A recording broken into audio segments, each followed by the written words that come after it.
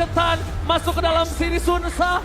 Mari kita bakar Jakarta International Velodrome pada tepuk tangannya. Let's go to the lane of down. Alright. Dan Kiboy kembali dengan Badang yang memiliki win rate cukup tinggi juga. Kemarin ada kemunculan 9 kali masih 100% dan harusnya kemarin udah sempat pecah. Tapi balik lagi akan berhadapan dengan adanya satu hero power juga dari Idok yaitu Franco. Momentum yang harus dicari. Cuma pertanyaannya balik lagi. Berarti Susujin harus lebih aktif untuk nanti follow up siapapun yang bisa ditarik sama Idok. Karena kalau Idok main sama Riz ini bakal susah banget buat instant kill. Ya itu sama lah seperti dari di game pertama di mana Kairi following up terus apa yang dilakukan, tapi Kiboy lihat di depan sana bakal serba Iron Hook tapi gagal dengan flicker yang mereka miliki. Membuang satu flicker dari sisi Badang dan jangan lupakan Badang Kiboy percentage win rate-nya itu benar-benar amazing. 90%-an ya berarti kalau pecah kemarin. Dengan adanya Puyo Satu Together juga, ini akan banyak lagi nantinya bagaimana cooldown yang bisa digunakan untuk flicker bisa lebih aktif dengan adanya trill agresif itu adalah kata kunci untuk Badang dari Kiboy. Sementara Warden of Basic dan juga Agility yang digunakan oleh Idok untuk bisa membuat dirinya lebih cepat untuk melakukan rotasi. Alright. Meanwhile, kalau kita menyaksikan agak cukup berat untuk seorang Idok bisa bertahan depan sana flicker for defensive dikeluarkan ditambah kali Lutfi. Nampak overclock, following up dari Killasan. Kembali lagi terjadi Sans di game yang pertama. Agresivitas tinggi yang dimiliki bahkan dengan fake sananya ternyata tidak berhenti sampai di game kedua terus berjalan. Apalagi ini memang tipikal hero-nya Sans banget ya yang bahkan Wings Bayu ini bukan buat kabur. Dia hanya untuk ngasih badannya, dia ngegertak lagi dan mundur. Dan emang tipikal Sans yang kita kenal dari dulu juga. Sementara RRQ, mereka nggak boleh juga termakan dengan apa yang diberikan oleh Onyx. Mereka yang harus bisa melakukan pergerakan juga sekarang. Selagi memang dari segi goldnya juga nggak terlampau jauh. Tapi ini agak cukup berbeda untuk di game kali ini. Battle of Assassin. Battle of Assassin kembali terjadi di mana para pasukan dari tim Onyx mereka sudah membuka vision Lutfi berada di garis depan. Buat para pasukan dari tim RRQ sedikit kehilangan vision tapi Sans mendapatkan informasi dari Idok berada tanpa adanya following up tanpa adanya flicker. Jangan lupakan Idok one last hit dan solo kill hampir terjadi. Membuat para pasukan dari tim Onyx mereka berhasil mendapatkan vision yang cukup besar dan Susujin hampir terzoning out dengan satu buah shadow kill yang masih ada available tapi nampaknya Lutfi korban jiwa ditukar dengan adanya Tartot plus Idok is totally worth it. Iya, ini keuntungan besar buat Onyx juga dan men-trigger, wop, hati-hati Toy. Yang sudah mulai memakan damage dari heavy crossbow yang ternyata juga cukup menyakitkan dan bahkan Savero belum ada keluarin ke arah sprintnya loh. Ya, dan bahkan ini informasi yang sangat mahal, tandanya tim Onyx gak harus menuju ke arah gold lane. Buat Ya. apa? Karena gold lane-nya sudah sangat unggul jauh. Iya, landingnya ya, dia strong juga, dia menang juga. Apalagi ada sharing EXP juga dari thermal tadi yang sudah didapatkan oleh Onyx. Sementara kali ini dari RRQ mereka yang harus make a move, mereka harus cari jalan keluar agar tidak terdominasi lagi early game-nya. Karena kalau ngelihat di game pertama, RRQ unggul tapi bingung. Dan sekarang, Oke, flicker yang dikeluarkan saat Idok kembali jadi target utama dan bahkan para pasukan dari tim Onyx menyelenyapkan dengan sangat cepat. Shadow Tail satu poin kill tidak bisa terlalu lama karena damage sudah terpasukan di mana Kaira tenggelam, terkena damage yang cukup besar. Kairi menenggelamkan Dairon dengan petir dan juga air dari sungai tersebut. itu dia combo yang memang ingin dilakukan oleh Onyx. Just crack, ditambah dengan Heavy Ice Strike dari belakang dan itu sangat-sangat berjalan sesuai dengan apa yang direncanakan pula oleh Onyx. Sementara Lutfi yang sudah melenggang leha untuk bisa mengintip ke area jungle dari Susujin. Dia tahu ada Susujin di situ, Iya. tapi dia cuma buka vision supaya Kairinya tidak bisa di-invite. That's it. Ya. Dia nggak mau lebih lagi. Udah cuman ini aja, informan. Iya, informan aja aman, gelundung-gelundung udah dapat langsung pulang Lutfinya. Seru ya, gelundung-gelundung. Iya, dan bahkan lihat di arah gold lane benar-benar full dominasi dari Savero. Ini dia the rookie monster from Onyx. Yep. Didikan Uncle Wei, Paman Wei. Benar-benar membuat Savero menjadi monster yang sangat menggigit di gold laner. Kalau bicara tentang Savero juga kita ingat ya dulu dia terlalu agresif. Tapi sekarang agresifnya udah benar-benar di waktu yang tepat. Ya, Nah, terkalkulate ya kalau bisa kita begitu bilang. pun dari Toy juga sebenarnya kita ngeliat bagaimana potensi dia cukup luar biasa. Oh, Tapi kita lihat Sans dengan tidak adanya flicker akan menjadi target utama dari seorang Dairon. Nampak real world manipulation. Sans menjadi target utama, hilang itu saja. Tapi setidaknya satu buff yang telah dikeluarkan. Dairon melakukan soaring out dengan Idok yang melakukan stay by on position. Di mana Kiboy berada belum terdeteksi. Tapi itu dia, the power of Idok yang benar-benar cuma muncul dan menakutkan membuat tim Onyx harus mundur ke arah belakang. Itu cuma berdiri loh dia. Iya. Iron Hook, Brody Hunt juga nggak ada. Yep, Dairon. Oke, Dairon masuk terlalu dalam tanpa falling up damage dan first crack. Untuk jalan Dairon untuk bisa pulang. Tidak ada Ghost Petre dan Dairon tenggelam di power para pasukan dari tim RRQ yang harusnya ada dia. Powernya kurang ketika Turtle muncul. Tak ada Dairon. Mereka harus lepaskan, ikhlaskan. Dan setidaknya ada trade yang dilakukan oleh RRQ ya. Mereka dapetin satu buah holter top turret juga. Ini ngebuat nantinya Toy mempunyai space up. Oh my god, langsung ada Pedro yang hilang Itok. Itok kembali lagi menjadi bulan-bulanan warga. Gila, such is big. Tembakan retribution yang on point dari KRI membuat Susuji dengan Kakashi kali ini harus bertekuk lutut. Iya, unggul level dari KRI yang ngebuat dirinya walk, tapi hati-hati Sans. Dia bakal coba maju. Itu dia, Pedro Estrek gertak-gertak sambal yang tidak ada. Dan bahkan KRI menjadi target utama. Toy mencoba dengan Chrono DS, Synchro Vision, tapi KRI hilang dari Vision. Satu hit terakhir bukan karena KRI bahkan ke gerobak yang menyelamatkan sosok jungler dari tim Onyx. Yap, diusir ya KRI-nya, setidaknya ada objektif lagi yang bisa diambil oleh RRQ. Mereka secure dan udah fun fact nih, 100 juta, wah, 109 juta 97 ribu minion. minion yang sudah lenyap di Land of Dawn. Dari Red in season peace, Red in peace ya, Rest in peace ya. Season 1 dari 50. Iya, 7 tahun tuh. Dan Bang langsung mati mania mantap! Kehilangan Lutfi sebagai badan tapi KRI tidak terkenal diam. Real Manipulation mencoba untuk menutup jalan di sana KRI tapi Sosuji masih malah pika. Best crack from Keyboy! What a play from Keyboy! Fist crack yang menutup jalan Sosuji bahkan tidak ada. Shadow kill di depan sana. Itu dia musuh dari segala assassin. Badang. Bahkan dia nggak perlu ngebuka banyak resource kayak dia buka tonjok satu kali aja efek knockback ini bakal miskalkulasi banget bagi assassin dan dikunci terus-terusan sehingga kali ini Suzuki harus mendapatkan poin dead pertama dirinya. Onyx semakin jauh lagi meninggalkan bagaimana sekarang goal yang mereka pimpin. Iron Hook. Yang mantap. Keyboy menjadi pilihan utama tapi Blink of Invasive dengan Toy yang memasak arah Tyrant. No following up damage, no real world manipulation, no way. Keyboy tidak boleh dilepaskan begitu saja karena lihat apa yang dimiliki dari tim Onyx. Itu Keyboy kalau selamat, dia bounce back bisa balik walaupun tanpa flicker. Dia punya first break. Tapi ya ternyata Keyboy yang hilang ini menjadi sebuah angin segar juga untuk RRQ. Di mana turtle-nya juga sudah muncul. Kesempatan mereka untuk bisa mematahkan perfect turtle bagi Onyx terbuka sekarang. Tapi mereka masih punya Lutfi, mereka masih punya distraction. Maka coba ditutup di depan sana. Para pasukan dari tim RRQ terlihat dengan posisinya cukup banyak dan Sapero free hit. KRI dan free hit from Sapero. Dari terlalu besar, berhasil mendapatkan steal.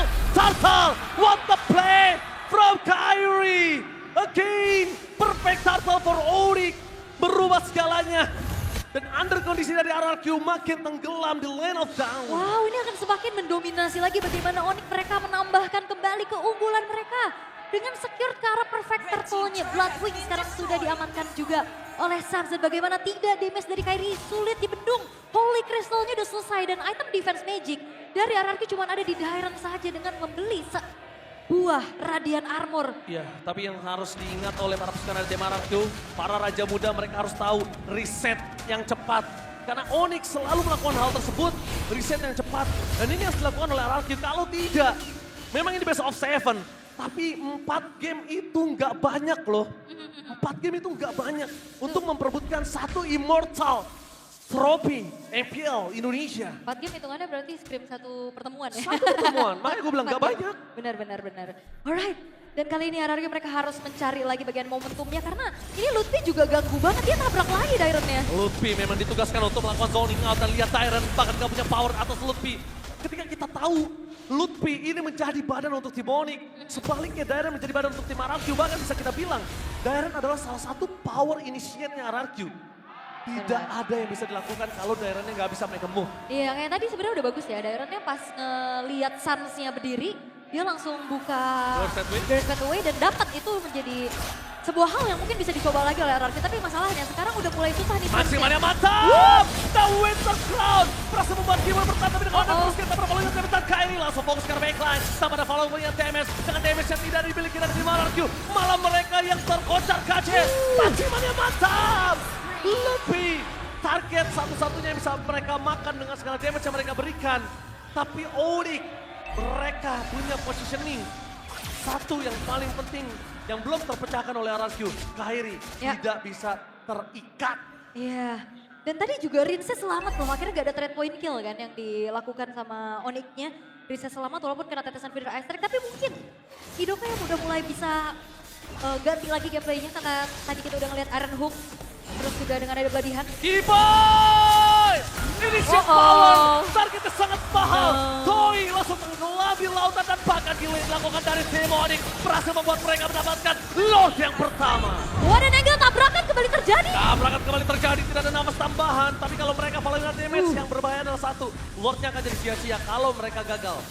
Ini Sansnya lihat lagi-lagi ya. Satu. Terbang. Gila, Sans is back. Tapi Kiboy, bener-bener ini jackpot banget dia bisa dapetin Toy. Yes. Yang dari tadi aman, dia bisa free space untuk farming. Dia belum tumbang sama sekali. Dengan item juga ini akan menuju ke arah sebuah Worldly Crystal harusnya. Tapi untuk kali ini, Toy yang sudah terkena satu buah backstep yang begitu mengerikan dari Kiboy. Dan sliding yang dari Kiboy yang tidak ketahui sama sekali oleh para pasukan dari tim RRQ. Awareness yang miss. Harus sudah mereka mulai resetan, tapi gila Sans is back. Semenjak adanya Baba Yeba is back. Sans online again. Ngaruh ya, ngaruh. Ngaruh. Ngaruh. Oke. Karena memang dia korban keusilan kan biasanya. Korban keusilan. Jadi keluar lagi nih kodam gilanya juga nih. Tapi di bawah, seperti yang terjadi. Oke, langsung ada Bloody Hunter dan yang damage tebakan. Lihat Kairi! Outplay! Terroutplay! 2-point kill didapatkan oleh Kairi. What the amazing jungler from Onyx. Berhasil mendapatkan permainan yang sangat luar biasa. Split push yang digagalkan, tapi 2-point kill taruhannya gak worth it untuk RRQ. Ya sekarang memang levelnya juga jauh banget. Kairi sudah level 15, 1 versus 2, what an outplay. Yang akhirnya membuat RRQ mereka hanya sedikit mendelay waktu saja. Itu dia. Agar Lordnya tidak kembali dikawal oleh Onyx. Tapi dengan zaman pos yang dikeluarkan para pasukan dari tim RRQ, mereka mencoba melakukan defensif. Lutfi menjadi target utama menuju ke arah race. Tapi body block dilakukan Lutfi sudah cukup enough. Dan bahkan para pasukan dari tim Onyx dengan 7.600 gold difference. How come RRQ mereka harus farming terlebih dahulu, tapi permasalahan Maximan yang mantap. Zas tidak berhasil tumbang. Dan itu dia Wings by We save the day for this time. Meanwhile Kairi hampir saja menukar dengan 1 poin kill tambahan. Dan antara jauh untuk pulang. Mencoba untuk Maximan yang mantap. Ketika minion dan Sosochen. Shadow kill. Dan Zas. Gila Zas. Kembali lagi ke pertempuran. Dengan final wrestling yang dimiliki. Apakah shutdown? Gila, Sun is back dan Onyx. Ini gila semua kayaknya. Wah, Targeting gila. mereka begitu optimal dan apa yang ingin dilakukan oleh RRQ. Terlihat seperti semuanya sia-sia. Bahkan bukan hanya sia-sia, terlihat semuanya kayak serba salah. Betul. Dan bahkan lihat fokus ke arah best turret dengan Savero damage yang cukup. Tapi dengan mancing money yang mendengar Lutfi, mereka sadar dengan adanya Sansa juga Savero, mereka tidak akan melepaskan Lutfi. Ini dia, Lutfi, astaga Lutfi untuk RRQ menjadi masalah besar. Benar. Dan juga ini Savero, lambat laun akan menjadi sebuah hal yang akan mengerikan untuk RRQ. Karena tadi splash damage dengan adanya Force of the Queen dan juga Heavy Crossbow.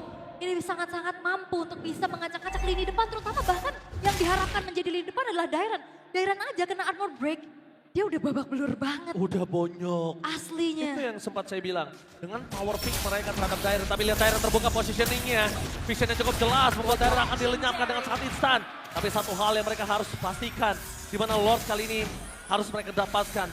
Mid lane terbuka dengan sangat bebas. Dan hand came by Samsung Galaxy S25 series. Oh ini tangannya Kairi ya. Harusnya Lihat ya. sebagaimana cepatnya juga dia memberikan basic attack skill demi skillnya. Bahkan sambil geser-geser pet, tapi karena aman keadaannya, nggak ada kontes.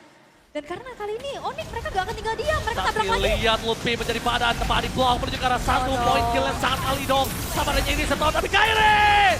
Kairi benar-benar kunci ke arah backline. Fokus ke arah base, gak boleh apa-apa terjadi. Dan ini bencana! Para pasukan dari tim RRQ mereka kehilangan 2 pemainnya. Dairon di garis depan, tapi Savero masih bisa memberikan damage tambahan. Tapi Sans akan melakukan cover dengan sangat siap. Kiboy, materi Kiboy tanpa adanya first break. Tapi mereka masih punya first break. Di depan sana hilang. Oh. Instant kill.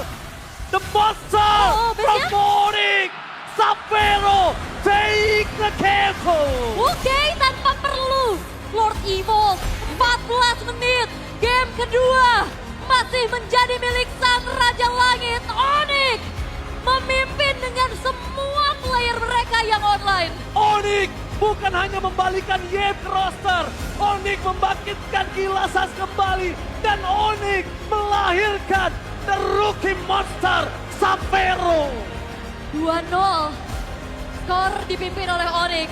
RRQ mereka harus reset. Mereka harus bisa lebih improve lagi dengan keputusan demi keputusan yang harus mereka dapatkan. Wow, regenerasi. Apakah Jakarta International Velodrome akan kembali menjadi saksi rookie pertama playoff dengan piala di tangan Onyx kembali? Oh my god. Alright, dan tentunya akan semakin dekat menuju ke arah match point untuk Onyx. RRQ harus reset. RRQ harus reset. Karena demi setiap game demi game itu akan sangat-sangat penting untuk bagaimana nge-boost mentalitas. Dan karena memang gameplay sesuai game plan.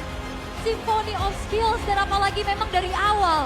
Semuanya yang bahu-membahu. Dynamic duo, Kiboy Sans. Yang akhirnya membuat early game ini menjadi snowball juga untuk Onyx. Dan Ultra Instinct from Gila Sans bahkan berhasil membawa Onyx kembali on the streak. Dan bahkan dengan kondisi saat ini mereka mendapatkan 2 poin. Ingat, 2 poin itu adalah setengah dari target menuju juara. Oh. Sudah 50%. Masalahnya menangnya dominasi. RRQ harus nge-shutdown loading tersebut. So panelists, take it away.